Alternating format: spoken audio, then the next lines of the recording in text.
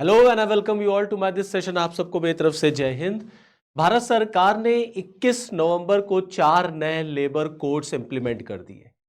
तो ये 4 नए लेबर कोड्स क्या हैं, ये किस तरीके से हमारे देश में जो लेबर कम्युनिटी है, जो हमारे लेबर भाई बहन है, श्रमिक जो हमारे देश के कामगार हैं, उनके जीवन में ये कैसा परिवर्तन लाएगी, भारत सरकार का इस लेबर कोड्स पर क्या कहना है और ये देश की अर्थव्यवस्था को, देश की तरक्की को कैसे आगे बढ़ाएगा। आइए चलिए इन्हीं सारी चीजों पर हम आपके साथ चर्चा करेंगे।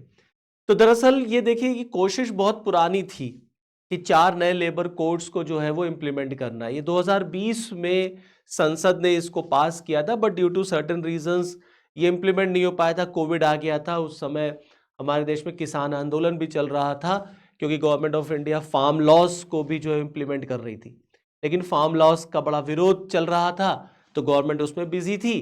तो इस वजह से लेबर कोड्स को उस समय इंप्लीमेंट नहीं किया गया, लेकिन अब 5 साल के बाद इसको जो है वो लागू किया गया है। और जो ये 21/11 है, 21 नवंबर, इसको एक ऐतिहासिक दिन माना गया है, हिस्टोरिक डे माना गया है, जिसको हमारे देश के प्राइम मिनिस्टर साहब ने श्रमेव जयते बोला है। तो श्रमेव जयते का मतलब है जो हमारे देश में श्रमिक, जो हमारे देश के कामगारी भाई बहन हैं, जो लेबर पावर है हमारे देश की, उसको उन्होंने सल्यूट किया है, क्योंकि उनके बिना इस देश में आर्थिक तरक्की नहीं हो सकती। क्योंकि अल्टीमेटली जो हार्ड वर्क है, जो मैनुअल वर्क है, जो वो लोग करते हैं, वहीं से चीज़ों का उत्पादन होता है, वहीं से चीज़ें आगे बढ़ती हैं और फिर हमारा देश जो है वो आगे तरक्की करता है।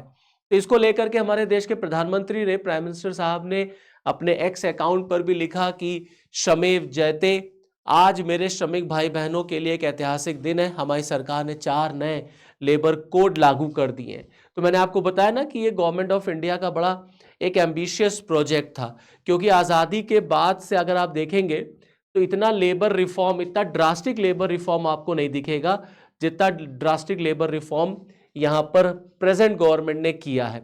अब इस लेबर रिफॉर्म से क्या बदलने वाला है, कैसे ये चेंज लाएगा, आइए चलिए इस पर भी थोड़ा सा बातचीत कर लिया जाए।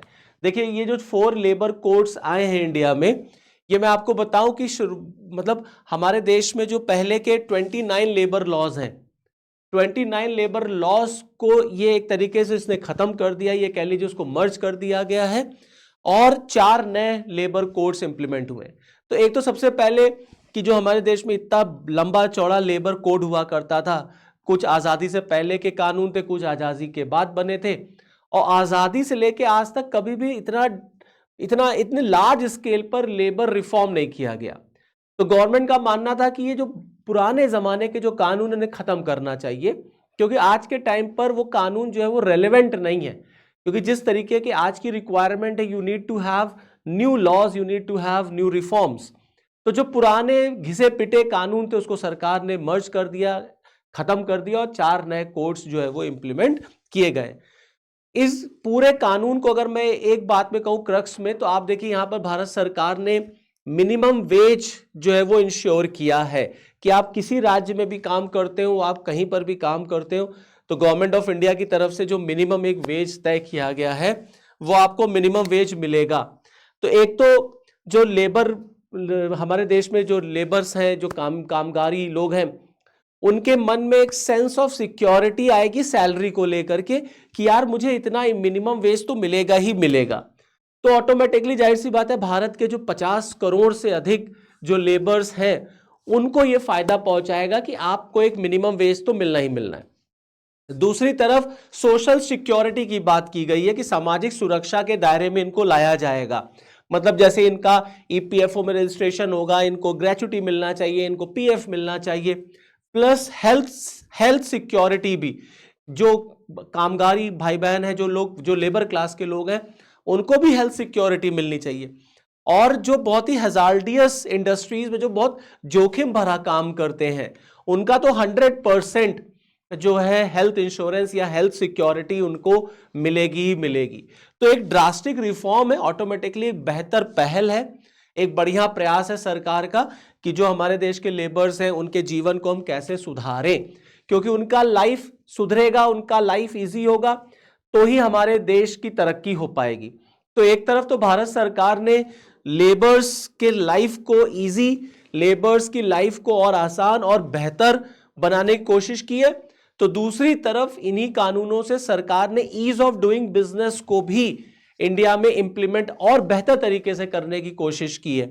तो जहां पर बिजनेस करना आसान होगा और जहां पर लेबर्स और मैनेजमेंट के बीच में झगड़ा, आए दिन स्ट्राइक वगैरह नहीं होंगी, तो ऑटोमेटिकली वहां पर काम जो है वो तेजी से बढ़ेगा, जिसका फायदा हमारी इकोनॉमी को मिलेगा, हमारी जीडीपी को मिलेगा। और जो 2047 में देश को विकसित भारत बनाना है, उस सपने को हम इन लेबर कोड से जो है वो अचीव कर पाएंगे। ये एक बहुत बड़ी बात यहां पर भारत सरकार की तरफ से निकल करके आ रही। साथ ही साथ में आप ये देखें, आत्मनिर्भर, जो हमारे देश को आत्मनिर्भर बनाना है, उस आत्मनिर्भर में मैनुअल पावर, मैनुअल लेबर, श्रम जो है वो बहुत जरूरी है और बहुत इंपॉर्टेंट कंपोनेंट है। बिना लेबर्स के आप कैसे आत्मनिर्भर बन पाएंगे? तो ऑटोमेटिकली आपको इंडस्ट्रीज में काम करने के लिए कामगारी लोग चाहिए, चाहे वो मेल हो चाहे फीमेल हो, तो उनको सुरक्षा देना बहुत जरूरी है और इस लेबर कोड से वो सुरक्षा उनको प्रोवाइड की जाएगी। महिलाओं का पार्टिसिपेशन यहां पर बढ़ाने की बात की गई है। महिलाएं अब रात में भी काम कर सकेंगी और जहां काम करेंगी उस इंडस्ट्री को, उस वर्क जो उसका ओनर होगा, जो एम्प्लॉयर होगा, उसको ये इंश्योर करना पड़ेगा कि महिला की सुरक्षा, सेफ्टी कैसे होगी। तो कुल मिलाकर के फीमेल्स को भी बढ़ावा देने की यहां पर बात की गई है। साथ ही साथ में आप देखेंगे कि जो सोशल सिक्योरिटी बेनिफिट्स है, जैसे जो गिग वर्कर्स होते हैं हमारे, जो स्विगी में काम कर रहे हैं, जो जोमेटो में काम कर रहे हैं, ये जो गिग वर्कर्स हैं, इनकी कंडीशन को हम कैसे बेहतर बनाएं, तो इनको भी सोशल सिक्योरिटी में लाने की कोशिश यहां पर की गई है। तो मोटे तौर पर आप इस तरीके से इसको समझ सकते हैं। और कॉम्प्रिहेंसिव समझने के लिए ये देखिए, ये 4 कानून है। पहला कानून है आपका कोड ऑफ वेज का, जहां पर सैलरी वगैरह की बात की गई है कि you will have the right to have a minimum wages and that includes those in unorganised sector. जो अनऑर्गेनाइज्ड सेक्टर में भी काम करते हैं उनको भी एक मिनिमम वेज तो आपको देना ही देना होगा, क्योंकि जितना भारत में दरअसल ना अनऑर्गेनाइज्ड सेक्टर बहुत बड़ा है और अनऑर्गेनाइज्ड सेक्टर का कंट्रीब्यूशन जो है इकोनॉमी में बहुत इंपॉर्टेंट है। अब जो अनऑर्गेनाइज्ड सेक्टर में काम करते हैं उनके लोगों को सोशल सिक्योरिटी नहीं मिल पाती, एक मिनिमम वेज नहीं मिल पाता। तो यहां पर भारत सरकार ने उनको एक मिनिमम वेज देने की बात की गई है और उसका रिव्यू किया जाएगा, हर 5 साल पर उसका रिव्यू किया जाएगा। साथ ही साथ में इक्वल रिन्यूमरेशन की बात की गई है, मेल और फीमेल कोई भेदभाव नहीं होगा, समान वेतन मिलेगा महिला को और पुरुष को। तो ये जो वेजेस का है, तो एक कानून आपका वेज से रिलेटेड है, एक कानून आपके वेतन को इंश्योर करता है, वेज से रिलेटेड है, फिर दूसरा आपकी हेल्थ से रिलेटेड है, स्वास्थ्य से, सुरक्षा से रिलेटेड है, फिर एक कानून आपका इंडस्ट्रियल रिलेशन से रिलेटेड है, फिर एक कानून आपका सोशल सिक्योरिटी से रिलेटेड है। ये 4 कानून है यहां पर। तो आप देखिए, दूसरा कानून है कोड ऑन सोशल सिक्योरिटी। तो जो मैंने आपको बताया, सोशल सिक्योरिटी, सामाजिक सुरक्षा, तो जो सरकार की योजनाएं हैं सामाजिक सुरक्षा, जैसे इंश्योरेंस वगैरह, एक्सीडेंटल कवर, लाइफ इंश्योरेंस, ये भी आपको देना पड़ेगा। तो जो एम्प्लॉय, जो वर्किंग क्लास है, उसको हम कैसे सेंस ऑफ सिक्योरिटी दे सके, यहां पर यह बात रखी गई है। So benefit of pension schemes to all workers of organised, unorganised and self employed sector. Pension की बात है ऑर्गेनाइज्ड, अनऑर्गेनाइज्ड के लिए, प्लस जो एम्प्लॉइज हैं engaged on fix term to get same social security benefit as a permanent employees. तो जो contract basis पर एम्प्लॉइज रखे जाते हैं उनको भी सेम सोशल सिक्योरिटी देनी पड़ेगी जो परमानेंट एम्प्लॉइज को मिलती है। और अनऑर्गेनाइज्ड सेक्टर को खास तौर से बात की गई, वही मैंने आपको बताया ना, जो गिग वर्कर्स होते हैं, ये जो गिग वर्कर्स होते हैं जो जोमेटो वगैरह में काम करते हैं, इनके लाइफ को लेकर के बहुत दिनों से इस पर डिबेट चल रही थी, डिस्कशन चल रहा था कि यार इनके बारे में भी सोचो। कई राज्य सरकारों ने गिग वर्कर्स को सोशल सिक्योरिटी प्रोवाइड की, लेकिन अब गवर्नमेंट ऑफ इंडिया ने भी कर दिया है, तो वो कंपलसरी है। जितने भी बड़ी बड़ी कंपनीज हैं उन्हें अपने एम्प्लॉयज़ को सोशल सिक्योरिटी, सामाजिक सुरक्षा देना ही पड़ेगा। फिर तीसरा आप देखें, occupational safety, health and working condition code. तो जो वर्किंग कंडीशन है उस पर बात की गई है, जहां पर फ्री हेल्थ चेकअप की बात की गई है एंड इट्स मैंडेटरी कि आपको एनुअली सालाना फ्री हेल्थ चेकअप कराना पड़ेगा, जो जो जो जो एम्प्लॉयर है, जो कंपनी है, उसको अपने एम्प्लॉयज का। और एक डेटाबेस बनाइए माइग्रेंट वर्कर्स का, ऑफ बिजनेस फ्रेंडली इन्वायरमेंट होना चाहिए। तो बिजनेस फ्रेंडली इन्वायरमेंट रहेगा जहां पर सेफ्टी की बात की गई, जो जो एम्प्लॉयज होंगे उनकी सेफ्टी की बात की गई है। और जितने ऐसे एम्प्लॉयज हैं जो बहुत खतरनाक, जो जोखिम लेके काम करते हैं, बहुत ऐसी इंडस्ट्रीज में काम करते हैं जो हजार्डियस इंडस्ट्रीज आती हैं, तो वहां पर तो 100% उनके लिए सिक्योरिटी की बात की गई है और उनको 100% हेल्थ सिक्योरिटी कवर मिलना चाहिए। यह चीज यहां पर रखी गई है, तो यह एक बहुत इंपॉर्टेंट है यहां पर। और जो चौथा निकल करके आया, मतलब जो तीसरा जो बिल है आपका, दैट इज इंडस्ट्रियल रिलेशन। अब ये जो इंडस्ट्रियल रिलेशन है आपका, तो आप देखेंगे यहां पर जो इंडस्ट्रीज में जो वर्कर्स हैं उनका रिलेशन किस तरीके का होना चाहिए। तो जैसे ग्रेचुटी, 1 साल की नौकरी अगर आपने कर ली तो आपको ग्रेचुटी मिल जाएगी। साथ ही साथ में आप जो है कि कैसे ट्रेड यूनियन स्टैब्लिश कर सकते हैं, पीएफ में आप, ईपीएफओ में आपका इनरोलमेंट होगा। तो कुल मिलाकर के सरकार ने ये जो 4 कानून हैं इनको बना के कहीं ना कहीं एक सेंस ऑफ सिक्योरिटी देने की जो है वो बात की गई है। तो अपॉइंटमेंट लेटर अनिवार्य कर दिया गया, कंपलसरी कर दिया गया। पहले अपॉइंटमेंट लेटर्स नहीं मिला करते थे, अब अपॉइंटमेंट लेटर्स मिलेंगे ही मिलेंगे। हेल्थ इंश्योरेंस, सिक्योरिटी वगैरह, ग्रेचुटी वगैरह, तो ये सारी चीजें करके महिलाओं का विशेष ध्यान रखा गया है।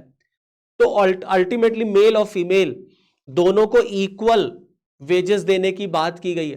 तो कहीं ना कहीं सरकार एक तरफ जो लेबर क्लास है उसका विशेष ध्यान रख रही है, श्रमेव जयते, और दूसरी तरफ बिजनेस कैसे बढ़े, ईज ऑफ डूइंग बिजनेस कैसे बढ़े, जिससे हम अपने देश की इकोनॉमी को और बूम कर सके, उसको और बूस्टअप कर सके। और फाइनली जो हमारा जो टारगेट है, इस देश को 2047 तक डेवलप्ड नेशन बनाना, इसकी इकोनॉमी को आगे चल करके 3rd लार्जेस्ट इकोनॉमी में लेकर के आना, इसके लिए ये रिफॉर्म बहुत जरूरी था।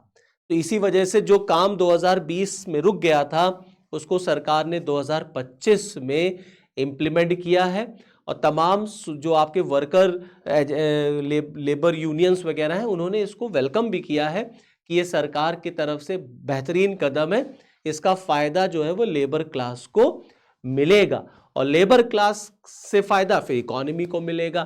तो अल्टीमेटली देश आगे बढ़ेगा, नई नौकरियों के अवसर पैदा होंगे, प्रोडक्शन बढ़ेगा, प्रोडक्टिविटी बढ़ेगी और उसका फायदा इंक्लूसिव ग्रोथ में हमें देखने को मिलेगा, जहां हम समाज के अंतिम पायदान पे खड़े व्यक्ति का जीवन भी बदल सकेंगे। तो चलिए फिर इस वीडियो में इतना ही, फिर मुझे दीजिए इजाजत। नेक्स्ट वीडियो में फिर मैं मिलूंगा आपके साथ, तब तक के लिए जय हिंद।